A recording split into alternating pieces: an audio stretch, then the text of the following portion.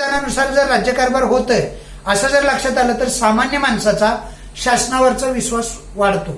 नाही, नियमाप्रमाणे करतायत, कायद्याप्रमाणे चालू आहे असं लोकांना वाटतं आणि लोक त्या शासनावरती विश्वास ठेवतात, विश्वास वाढतो आणि त्यातून काय होतं माहितीये, लोक सहभागाला सुरुवात होते. म्हणजे लोक सुद्धा त्यामध्ये सहभाग घ्यायला उत्सुक असतात. सामान्य माणसांच्या वाढत्या सहभागामुळे काय होतं, लोकशाही सारखी ही जी शासन पद्धती आहे ती अधिक व्याप्त आणि मजबूत आणि बळकट होते. समजतंय ना तुम्हाला? जर नियमच नाहीत, कायद्याचं राज्यच नाही तर शासनावरती विश्वास कसा बसेल आपला?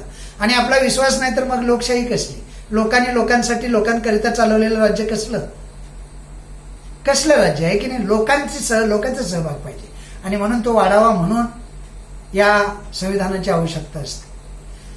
5वा सांगतो, 4 झाले. 5वा जो आहे ना, संविधान त्या देशासमोर किंवा त्या शासन संस्थेसमोर राजकीय आदर्श ठेवते. म्हणजे राजकर्त्यांनी किंवा नेते मंडळींनी कसं आदर्श असलं पाहिजे याचेही काही नियम त्या संविधानामध्ये असतात. म्हणून त्याला आज म्हटलं जातं संविधान त्या देशासमोर काही राजकीय आदर्श ठेवते, त्या दिशेनं वाटचाल करण्याचे बंधन त्या राष्ट्रावर असते. संविधानात जसे नियम आहेत ना तसंच शासन चाललं पाहिजे. त्यातून शांतता प्रस्थापित होते, सुरक्षितता प्रस्थापित येते, मानवी हक्क जपले जातात, मानवी हक्काचं संवर्धन होतं आणि देश सुरक्षित राहतो. म्हणलं एकमेकाचे हेवेदावी नाही, काय नाही. पोषक असं देशाच्या विकासाला, प्रगतीला पोषक असं वातावरण तयार होतं. जर नियमच नसतील, कायदे नसतील तर देशाचा विकास संभवत नसतो. 5 आवश्यकता मी सांगितल्या. आणि 6वी शेवटची आवश्यकता, शेवटची नाही, अनेक आवश्यकता, तुम्हाला अभ्यासाला एवढ्या नाही आहे, तुम्हाला 6च आहे. 6वी, नागरिकांच्या कर्तव्याचा उल्लेख संविधानात असतो आणि त्यामुळं नागरिकांना आपली जबाबदारी निश्चित करता येते. त्यांची जबाबदारी सुद्धा ठरते की नागरिकांनी फक्त हक्क आणि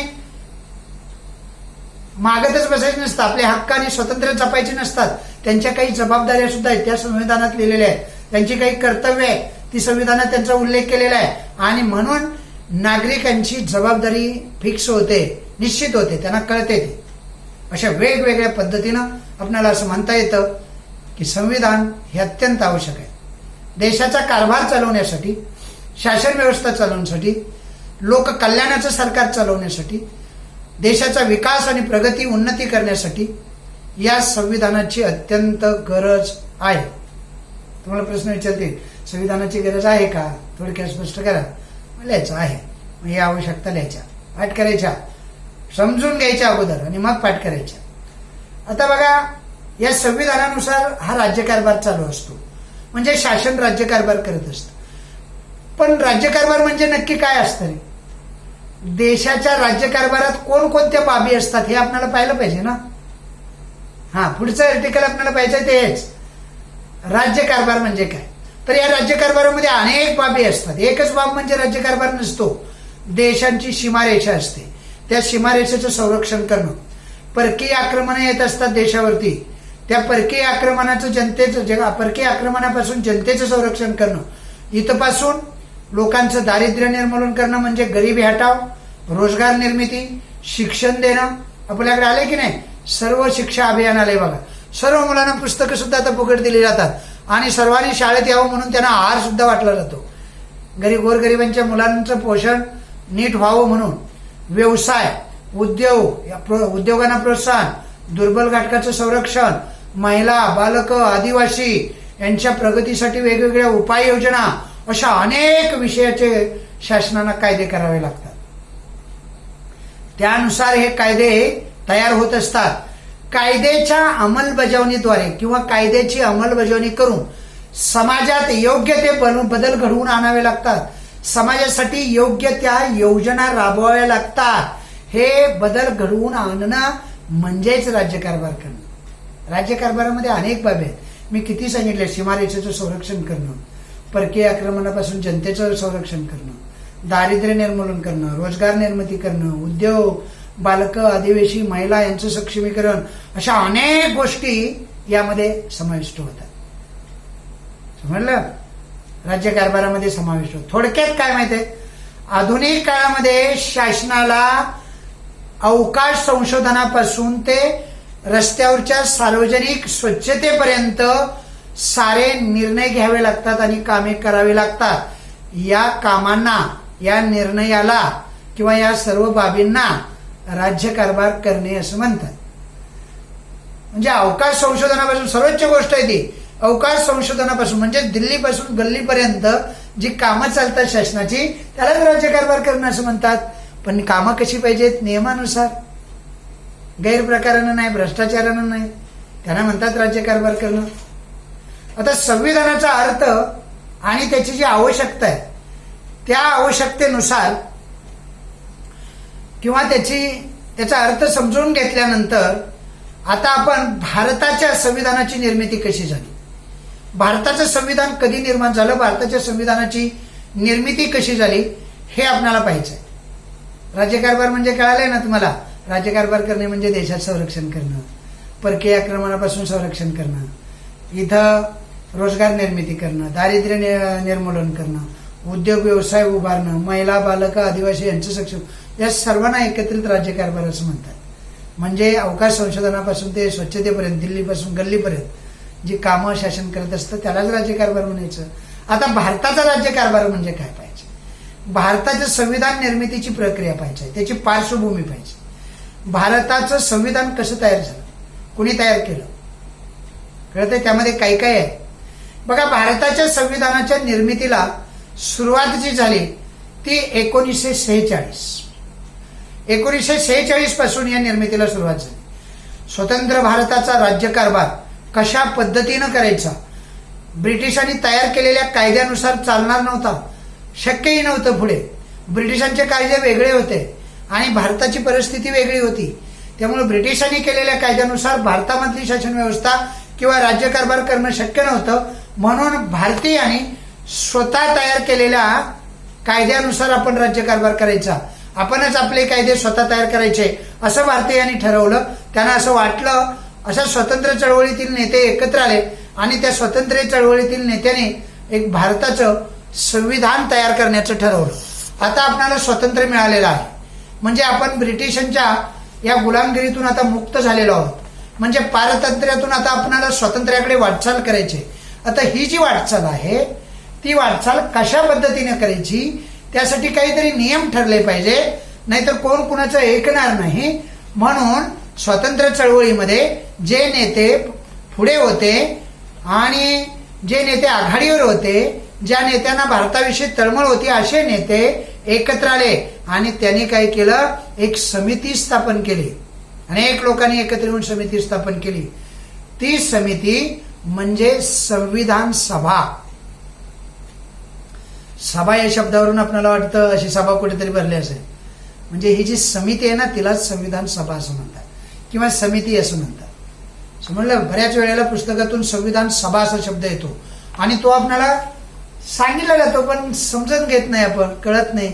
सभा म्हणजे आपल्याला अभिप्रेत असणारा किंवा आपल्याला आतापर्यंत माहित असणारा अर्थ त्याचा फारच वेगळा असतो ना. सभा म्हणजे काहीतरी मीटिंग किंवा लोक एकत्र जमणे असंच असतं, पण इथं सभा म्हणजे ही समिती. आता संविधान सभा कशी होती बघा. आपला देश 15 ऑगस्ट 1947 रोजी स्थापन झाला. ही तरी गोष्ट तुम्हाला नक्की माहिती आहे. कितीला स्वातंत्र्य झाला?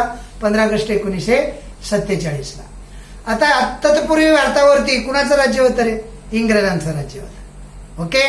इंग्रज सरकारने राज्यकारभाराच्या सोयीसाठी मुंबई प्रांत, बंगाल प्रांत, मद्रास प्रांत यासारखे वेगवेगळे विभाग पाडून ते राज्यकारभार करत होते.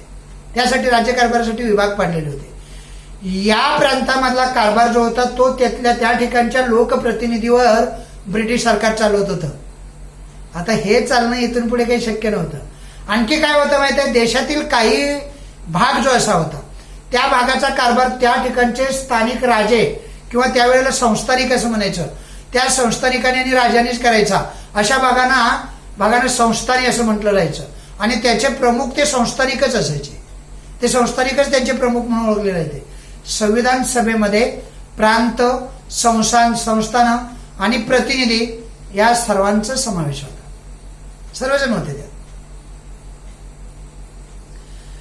संविधान सभेमध्ये फक्त डॉक्टर बाबासाहेब आंबेडकर नव्हते, एकूण 299 सदस्य होते. म्हणजे 300 पकडा, 300 नव्हते, 299 होते. पकडा कसं आहे की नाही, होते तर होते. 299 सदस्य होते. इतकी मोठी समिती होती. डॉक्टर राजेंद्र प्रसाद हे या सभेचे अध्यक्ष होते. डॉक्टर बाबासाहेब आंबेडकर नव्हते, ते मसुदा समितीचे अध्यक्ष होते. म्हणजे मसुदा तयार करायचा होता ना त्याचे. पण या सभेचे अध्यक्ष होते डॉक्टर राजेंद्र प्रसाद. कळलं सर्वांना? आता बघा, डॉक्टर बाबासाहेब आंबेडकरांचं योगदान काय आहे ते आपल्याला पाहिजे. डॉक्टर बाबासाहेब आंबेडकर हे या घटना समितीमध्ये त्यांच्या अंडर एक मसुदा समिती स्थापन करण्यात आली. त्या मसुदा समितीचे अध्यक्ष होते कोण? डॉक्टर बाबासाहेब आंबेडकर. त्यांचा विविध देशांचा संविधानाचा गाढा अभ्यास होता. इंग्लंडचं संविधान, म्हणजे अमेरिकेचं संविधान, फ्रान्सचं, जर्मनीचं, अनेक देशाच्या संविधानाचा त्यांनी फार बारकाईनं, गाढा अभ्यास म्हणजे कळतो ना, अपूर्व असा म्हणजे बारकाईनं केलेला अभ्यास होता.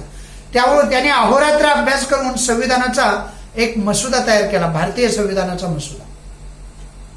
ही मसुदा समितीचे अध्यक्ष असल्यामुळे त्यांना तयार करावा लागला. डॉक्टर बाबासाहेब आंबेडकरांनी तयार केलेल्या संविधानाचा मसुदा संविधान सभेपुढे मांडण्यात आला. हे जे 299 सदस्य होते त्यांची एक सभा झाली. त्या सभेमध्ये तो मांडण्यात आला आणि त्यावर कलमवार चर्चा झाली. अनेक दुरुस्त्याही सुचवण्यात आल्या आणि त्या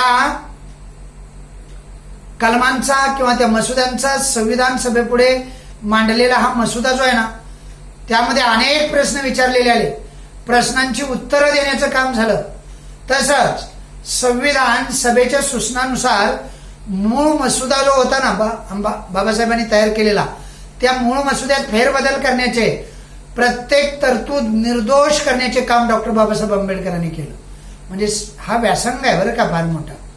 मी एवढं सहजतेनं सांगतोय आणि तुम्ही सहजतेनं ऐकताय, एवढी सहजतेनं ते संविधान आणि घटना तयार झालेली नाही. त्या पाठीमागं फार मोठा गाढा अभ्यास आहे, मेहनत आहे. डॉक्टर बाबासाहेब आंबेडकरांनी ती मेहनत केलेली आहे आणि तो मसुदा तयार केलेला आहे. भारताच्या संविधान निर्मितीमध्ये या योगदानामुळे बाबासाहेब आंबेडकरांना त्यांचं हे जे योगदान आहे ना, त्यांनी तयार केलेला मसुदा आहे. प्रचंड देशांच्या, अनेक देशांच्या प्रचंड मोठी घटना लिहिलेली आहे.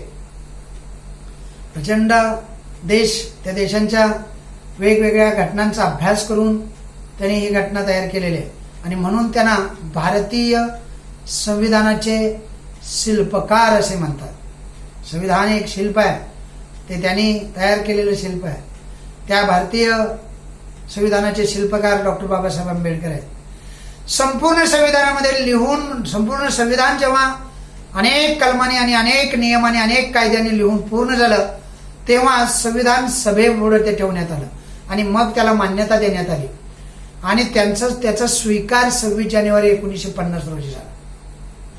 संविधान सभेनं मान्यता देऊन तो स्वीकार केला आणि 26 जानेवारी 1949 रोजी हा स्वीकार झाला.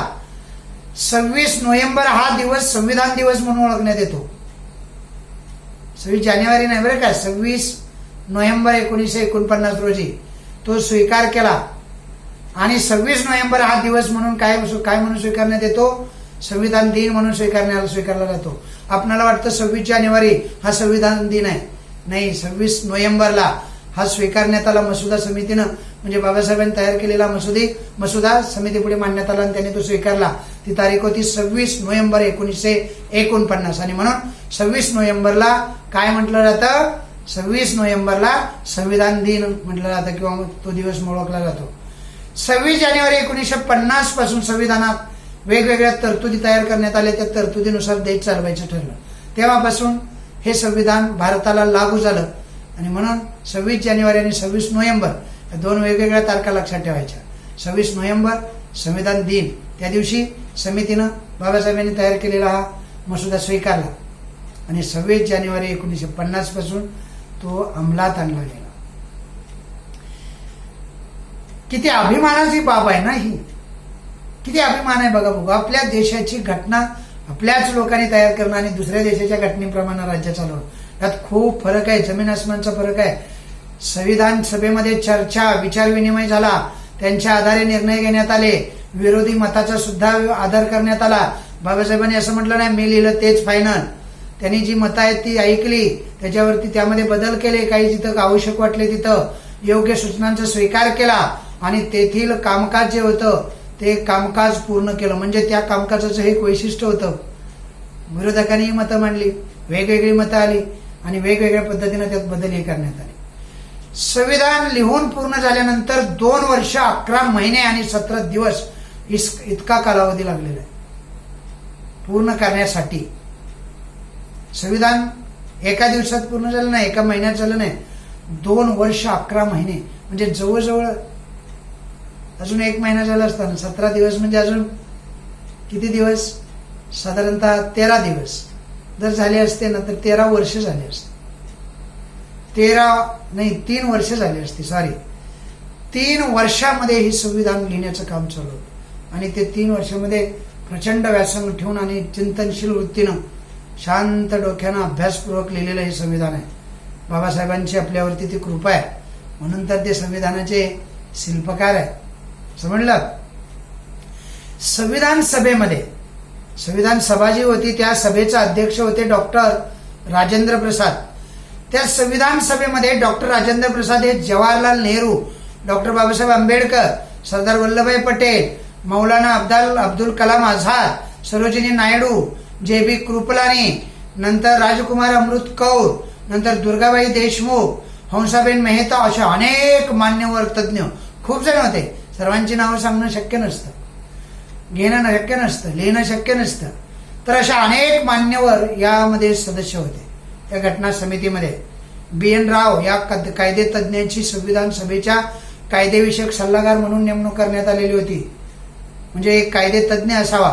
बाबासाहेब सुद्धा कायदे तज्ज्ञ होतेच, पण त्यांच्या मदतीला अजून एखादा कायदे तज्ज्ञ प्रचंड व्यासंग असणारा हा कायदे तज्ज्ञ असावा म्हणून कुणाची नेमणूक झाली, B.N. राव यांची. हे प्रचंड कायदे तज्ज्ञ आहेत, मोठे कायद्याचा व्यासंग आणि अभ्यास असणारे असे कायदे तज्ज्ञ आहेत. आणि अशा पद्धतीनं देशाचा राज्यकारभार चालवण्यास सुरुवात झाली. 26 जानेवारी 1950 पासून या दिवसापासून भारताचं प्रजासत्ताक राज्य अस्तित्वात आलं.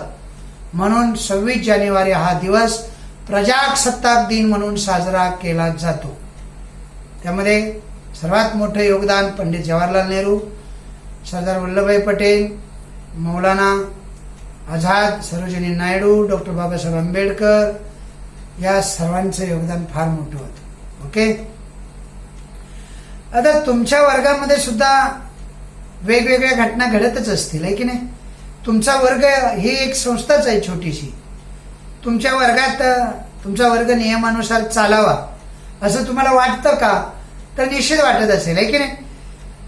त्यात कोणत्या नियमांचा समावेश अजून केला पाहिजे तर वर्गाची घडी नीट बसेल, वर्ग नीट चालेल असं तुम्हाला जर एखादा नियम सुचवायचा असेल तर तुम्ही शिक्षकांना सांगू शकता किंवा विचारू शकता, सर वर्ग कोणत्या नियमानुसार चालतो, वर्गांची चालवण्याची पद्धत काय आहे, वर्ग चालवण्यासाठी नियम कुणी तयार केले. अशा अनेक गोष्टी ज्या आहेत त्या अनेक गोष्टी आपल्याला काय करता येतील, पाहता येतील, आहे की नाही.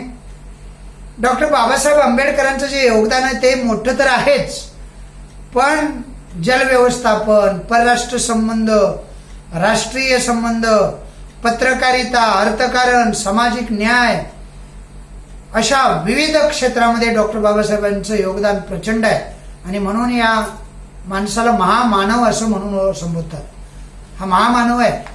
एवढं एका आयुष्यामध्ये एवढं प्रचंड कार्य करणं, एवढा प्रचंड अभ्यास करणं हे कसं शक्य आहे हेच मला काही कळत नाही. समजलं. म्हणजे आपण जर या साऱ्या गोष्टीचा विचार जर केला तर एका जन्मामध्ये हे कसं शक्य आहे असं वाटायला लागतं. भारतीय संविधानाचा मसुदा डॉक्टर राजेंद्र प्रसाद यांच्या हातामध्ये सुपूर्द करताना त्यांच्या डोळ्यामध्ये आनंदाश्रू होते. बाबासाहेबांनी ते सपुद्र काय केलं, हे संविधान जे आहे डॉक्टर राजेंद्र प्रसाद यांच्याकडे सादर केलं, सुपूर्द केलं. आणि बाबासाहेबांनी देशाला एक फार प्रचंड मोठी देणगी दिली. अशा ह्या महामानवाचे उपकार देश कधी विसरणार. म्हणून त्यांचं नाव आज हे आदरानं घेतलं जातं.